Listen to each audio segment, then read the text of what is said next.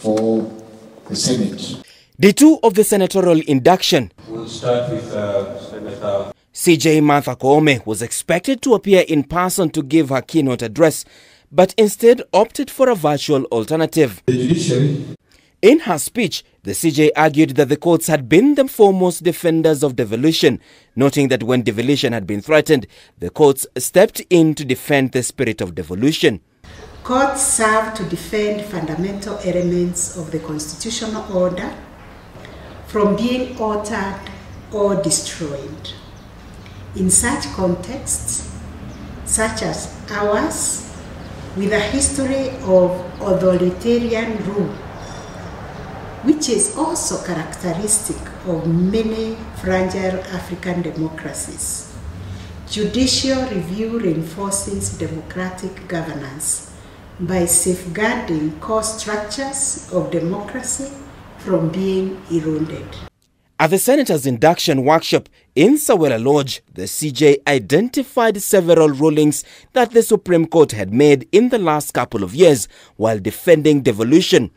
One in particular was where she revisited the May 2020 ruling on recurrent failure between the Senate and the National Assembly to agree on a division of revenue bill. The court directed that funds equivalent to 50% of the previous year's allocation should be disbursed to the counties whenever the legislative chambers have not agreed on division of revenue between the two levels of government, despite the commencement of a new financial year. Other cases that Koome identified included the ruling affirming that the Senate had a clear role to play in the processing of division of revenue bill and the CDF case of the 2022, among others. It was the position of the Supreme Court that the CDF offends the division of functions between the national and county governments to allow a CDF an instrumentality of the national government to undertake functions devolved to the counties.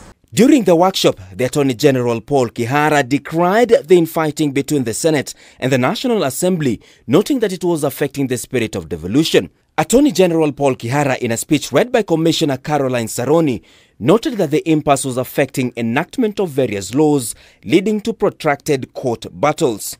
Whenever such delays occur, the ability of the executive and the other arms of government, and indeed of the county governments, to discharge their respective duties and mandates is seriously undermined.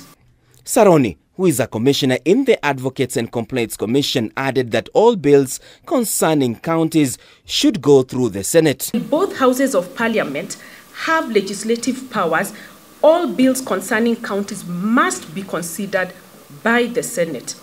On the other hand, all bills not concerning county governments are considered and passed only by the National Assembly.